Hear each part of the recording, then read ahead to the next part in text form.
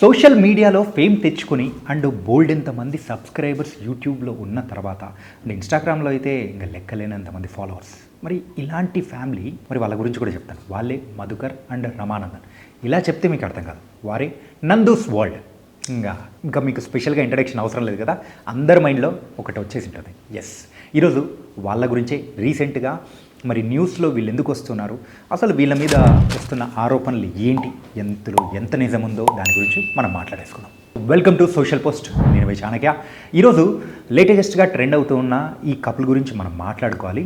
Main ఏంటంటే social మీడియాలో బోల్డ్ అన్ని రీల్స్ అండ్ నీతు సూక్తులు అన్నీ చెప్పి మనందరికి కూడా దగ్గరయ్యి, ఇన్ఫ్యాక్ట్ మొన్న సంక్రాంతికి రిలీజ్ అయిన మనశంకర వరప్రసాద్ సినిమాలో ఒక కామెడీ క్యారెక్టర్ అనేది కూడా చేసిన ఆవిడ ఈరోజు ఇలాంటి మోసంలో చిక్కుకున్నారు, సో ఇంతమందిని మోసం చేశారు అని బయటకు వస్తూ ఉంటే నిజంగా ఇది ఏది నమ్మాలో ఏది నమ్మకూడదో ప్రజలందరికీ కూడా ఒక డౌట్ అనేది కూడా ఉంటుంది.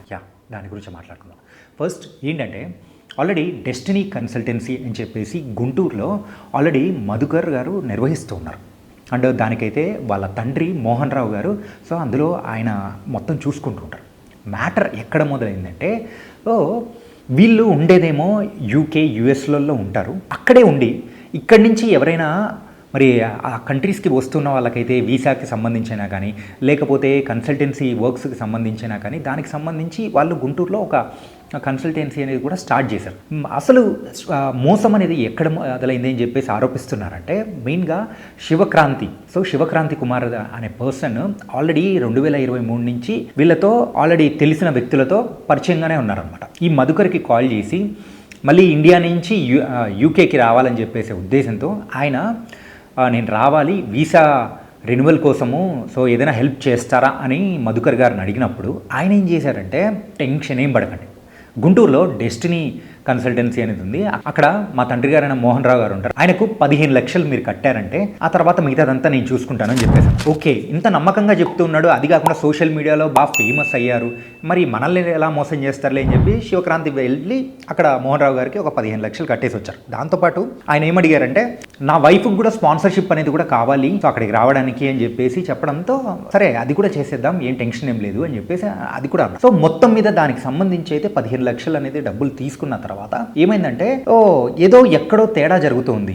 డబ్బులు కట్టిన తర్వాత రెస్పాండ్ అవ్వకపోయేటప్పటికి శివక్రాంతి కుమార్కి అసలు ఏం అర్థం కావట్లేదు. అసలు ఏదో ఒకటి చెయ్యండి.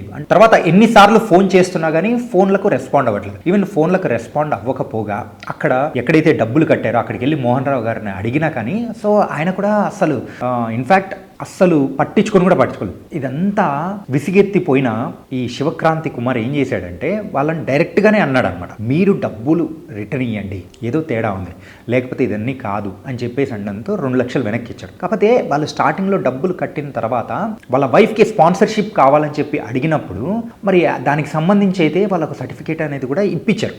అది కూడా ఏంటి, ఒక ఫేక్ కంపెనీకి సంబంధించిన ఒక స్కాలర్షిప్ ప్రొవైడ్ చేస్తున్నాము అని చెప్పేసి ప్రొవైడ్ చేయడంతో, సో ఆల్రెడీ ఈ శివక్రాంతి కుమార్కి ఇక్కడ డౌట్ వచ్చి దాని గురించి మొత్తం నిలదీయగా ఆ కంపెనీ దగ్గరికి వెళ్ళి, సో అక్కడున్న అఫ్జల్ అనే ఓనర్ పర్సన్ని అడిగిన తర్వాత, సార్ ఇదంతా మోసం సార్, ఇది మా కంపెనీకి సంబంధించింది కానే కాదు, so this is all fake అని చెప్పేసి అనడంతో, సో హౌస్లీ went to the police and action తీసుకోవాలని చెప్పేసి కోరాడు అనమాట.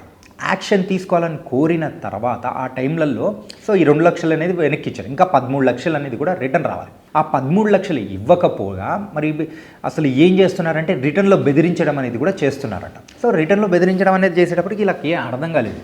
ఈ శివక్రాంతి కుమార్ ఏం చేశాడు, సరే ఏమైనా చేయండి, నాకైతే డబ్బులు వస్తే చాలు, మరి ఆ డబ్బులు ఇచ్చారంటే నేను యూకేకో యూఎస్కో వెళ్ళాల్సిన అవసరం లేదు, దాంతోనే ఇక్కడ ఏదో ఒక వ్యాపారం చేసుకుంటానని చెప్పేసి అడిగాడు అనమాట. కానీ పోలీసులకు దగ్గరికి వెళ్ళిన తర్వాత వ్యవహారం, సో పోలీసులు అంటే యూకేలో ఉంటూ ఉన్న ఈ దంపతుల పైన ఆల్రెడీ కేసు అనేది కూడా రిజిస్టర్ చేశాడనమాట. రిజిస్టర్ చేసి ఆల్రెడీ హైకోర్టు, అంటే ఇక్కడ ఒక లాయర్ అనేది కూడా రమ అండ్ మధుకర్ వాళ్ళు సో ఆల్రెడీ పెట్టుకున్నారు. సో పెట్టుకొని ఇక్కడ హైకోర్టు వరకు కూడా వెళ్ళారన్నమాట. ఒకవేళ తప్పు చెయ్యకుండా ఉంటే మీరు హైకోర్టు వరకు ఎందుకు వెళ్ళాలి, ఆరోపణలే అనుకుందాం, మీరు వచ్చి వివరణ ఇవ్వండి, నిజంగా మీరు తప్పు చేయకుండా ఉంటే వచ్చి వివరణ ఇవ్వండి, సో ఏం కాలేదని చెప్పండి. కానీ దీనికి తోడు రిటర్న్లో ఏమంటున్నారంటే, మేము చేస్తున్నది చూసి మా మీదే బురద చల్లుతున్నారు. సో ఎవరైతే ముగ్గురు ఉన్నారో ఆ పర్సన్స్ సో వాళ్ళకు రావాల్సిన వాటాలు రాలేదు. సో దానికోసమే మా మీద మధ్యలో మేము చేస్తున్న బిజినెస్ అయినా దేని మీదైనా కానీ సో మా మీద ఆరోపణలు అనేది కూడా చేస్తున్నారు. మేము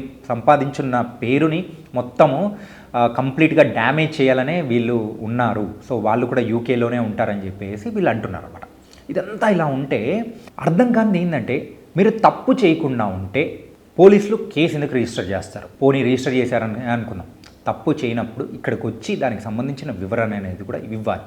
మరి ఫస్ట్ ఏమన్నారు, ఆ డెస్టినీ కన్సల్టెన్సీ అనేది కూడా మాది కాదు అని చెప్పేసి అన్నారు. కానీ ఇప్పుడు తర్వాత ఏమంటున్నారు, రమానందన్ గారే ఏమంటున్నారంటే కన్సల్టెన్సీ మాది కాదు అన్న తర్వాతే ఆవిడైతే మధుకర్ది, అది కన్సల్టెన్సీ మధుకర్ది అంటే వాళ్ళ హస్బెండ్ అయినప్పుడు ఈమెదే కదా. సో ఇంత సోషల్ మీడియాలో ఇంత ఫేమ్ తెచ్చుకున్న తర్వాత దాన్ని క్యాష్ చేసుకోవడం కోసం వీళ్ళ మీద ఇలాంటి ఆరోపణలు చేస్తున్నారు. సో ఇంకా చెప్పాలంటే మా పేరుని డ్యామేజ్ చేయడం కోసమే ఇలాంటివన్నీ చేస్తూ ఉన్నారు. మేము ఇలాంటి దానికి భయపడం, న్యాయం వైపే ఉంటామని చెప్పేసి వాళ్ళ సైడ్ నుంచి వాళ్ళ వర్షన్ అనేది కూడా వినిపిస్తున్నారు. మరి దీనికి సంబంధించి ఇంకా అసలు నిజమేంటి, అసలు ఎవరు తప్పు చేశారు, ఎవరు మోసం చేశారు అనే దాని గురించి ఇంకా అప్డేట్స్ అనేది కూడా రావాలి. మరి ఈ ఇష్యూకి సంబంధించి అయితే మీకు ఒక క్లియర్ పిక్చర్ ఇస్తానని అనుకున్నాను. సో ఇలాంటి అప్డేట్స్ అయితే డైలీ ఇస్తూ ఉంటాను. ఇలాంటి డైలీ అప్డేట్స్ కోసం ఫాలో అవుతుండండి సోషల్ పోస్ట్.